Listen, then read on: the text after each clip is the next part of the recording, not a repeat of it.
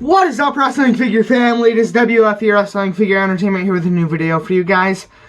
So today, we're going to be looking back on the life and times of the Undertaker's career. At the time of recording, it's currently a day past the official end of the Undertaker's career, which took place at Survivor Series, November 22nd, 2020. November 22nd was also the day he debuted, which meaning had his first match. So 30 years to the date, he announced his retirement at the same show, Survivor Series. Many legends came out to pay tribute to The Undertaker, such as Shawn Michaels, Kane, Mick Foley, The Big Show, Kevin Nash, Shane McMahon. Oh, Shane's not really a legend, but he's a good wrestler. Mr. McMahon, and a couple others. Oh, and Rikishi. Yeah, every time The Undertaker is retired, which is 2 or 3 times, I don't know, I've lost track now, they've had something very special for it, which no other wrestler has had anything extremely special like The Undertaker. Closest thing I can think of is probably Ric Flair, when they had the whole roster come out onto the stage and clap for him when the night after WrestleMania 24 and whatnot. And speaking of that, The Undertaker actually came out and broke character and hugged Ric Flair and whatnot, and once that was over, he went into the crowd of superstars and started clapping. But we're not talking about just anybody's retirement. We are talking about The Undertaker, the greatest wrestler of all time. Yes, he is my favorite. Some people are probably saying, oh, you're biased, whatever, but whatever. There are times where I've been wrong, and I will admit it. I don't like to admit I'm wrong, but when I'm wrong, I'll admit it. But nobody will or has been anywhere near as good as The Undertaker. The Undertaker has the most accomplished resume in WWE history. 21-0. 21 straight matches won at WrestleMania, which takes place once a year. WrestleMania is the biggest wrestling show of the year. Happens once a year, every year. And he went undefeated for 21 of those. From WrestleMania 7 to WrestleMania 30. And then he went on to win 2 more, lost another, went on to win 2 more, which his last match was at WrestleMania 36. A total of, I think, 7 World Championships, 4 WWE Championships, and 3 World Heavyweight Championships. I believe the first WWE Championship was 1990, 91, not too long after he debuted. 96 or so, I think, was the next one. Next one was 98, 99. Next one was, I think, 2002. And then he went on to win his first World Heavyweight Championship at WrestleMania 23, when he defeated Batista and went 15-0, I think? 14-0? 14-0, yeah. And then the next one was the next WrestleMania 24, when he beat Edge, 15-0. Then the next time was in 2009 at Habuski in SL. Any swear word that's going to be said on the channel is going to be Habuski. But that was in 2009 when he defeated CM Punk. There are many other things he's accomplished But there's other things I would like to talk about as well, such as the fact that he was able to remain fresh and at the top for 30 plus years. Well, no, not 30 plus. What am I talking about? 30 to the date. Able to stay fresh and relevant for 30 years by changing his character little by little. Went from the original Dead Man to the Lord of Darkness to the Ministry of Darkness to the American Bad Habuski.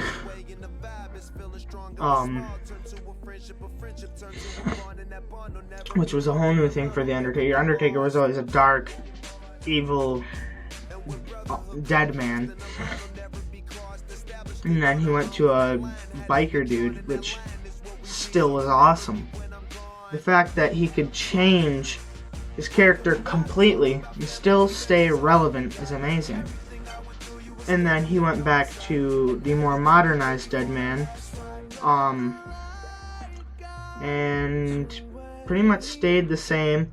I guess the only difference was like when he shaved his head completely, and then when he started growing it back, he went through. He was still the Dead Man, just different hair. And then this year he transitioned back to Biker Undertaker, but a different Biker Undertaker.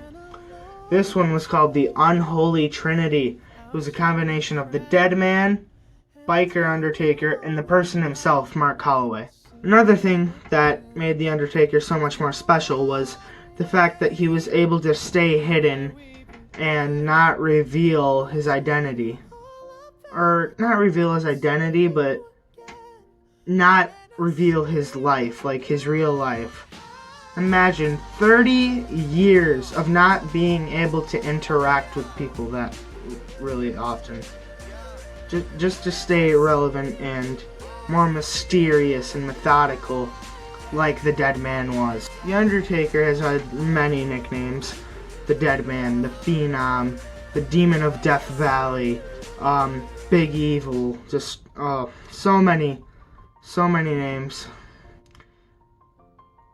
He has had some of the best matches in WWE history, like WrestleMania 25 and 26, the Shawn Michaels matches. My personal favorite match of all time is WrestleMania 25, Undertaker versus Shawn Michaels. Another good one was WrestleMania 29, yes, 28, when he faced Triple H and Habuski in a cell with Shawn Michaels as the special guest referee. That was a really good match. And there's many more he's had. Just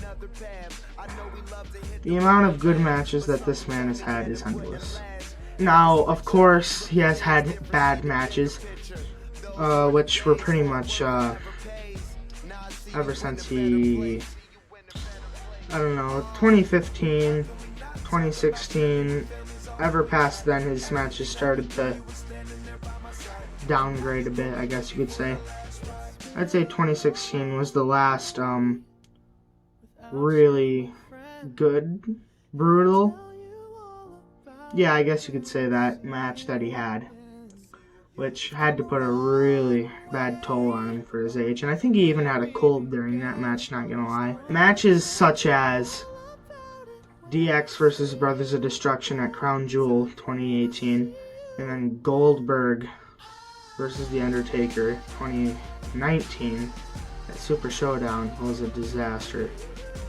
And it wasn't because of The Undertaker, it was because of Goldberg. He got knocked out. Not trying to protect The Undertaker, but yeah. But even though he has had those train wrecks of matches, he is still relevant and the greatest wrestler of all time. He is my childhood hero and inspiration.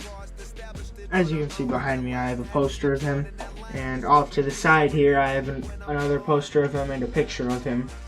And I have like 10 figures of him, a couple documentaries, whatever. And I'm planning to get The Last Ride that's coming out in early 2021.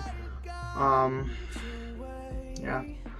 another thing that I think kept The Undertaker relevant every now and then was Paul Bearer. How can we talk about The Undertaker without mentioning Paul Bearer? Amazing character, amazing manager. With his, oh yeah! I can't get that high a voice. His voice was insanely high, but that's what was good about it. Unique voice, unique character, spooky, perfect for The Undertaker. I believe the 2007 Royal Rumble was the first DVD I owned that was a WWE pay-per-view. Well, anything WWE, really. And that was the one Taker won. 2007 Royal Rumble. Great Rumble match. And I always remember watching that over and over and over and loving every second of it. And I say that Taker is the GOAT, but there are definitely people that you could argue, and I would agree with that. Yes, you can argue these people are as good as The Undertaker or better. I mean, they're not. It's not that they're bad. Just Taker's just way above anyone else. But like people like Shawn Michaels, The Rock, Ric Flair, Triple H, Kurt Angle, Edge, Randy Orton, just so many people. How many of those people has The Undertaker beaten? How many? I mentioned what? Ric Flair. He beat Ric Flair. Beat Shawn Michaels. Beat Triple H. The Rock. Who else did I say? I don't know. Another person, Hulk Hogan. That he is definitely up in at least the top 5, and he beat Hulk Hogan. Just both times, I think they had a match for the WWE Championship. So when I was younger, like I said, he was my hero. He is my hero. He's my inspiration. I had a whole costume with him and whatnot. I had the pants, boots, gloves, singlet, robe, hat, and yeah, I looked up to him every day. Whenever I'd think about wrestling, I would think about The Undertaker and be like, God, I wish I could be him. Because he is such a cool character. But I think that I don't have much more to say except for the fact that The Undertaker is just the greatest of all time. And it's sad to see him go.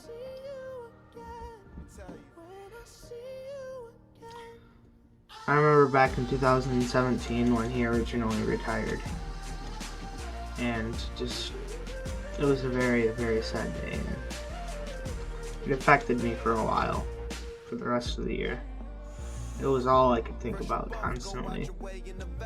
The image of him laying his gear down in the ring, taking off his gloves, setting them down, taking off his robe, folding it up, putting it down, taking off his hat, putting it down. The lightning strikes when it hits the rest of the stuff.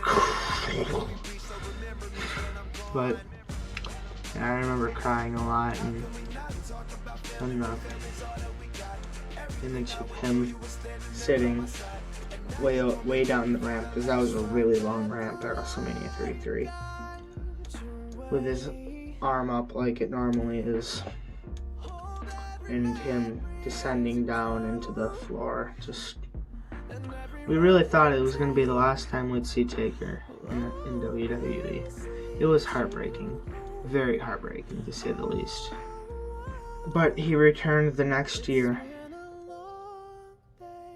and now this year, he is 100% done. And it's hard to believe that he's actually done this time. Which he is. I mean,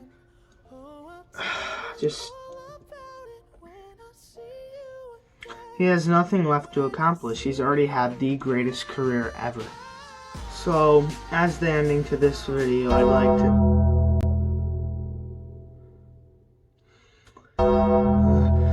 No!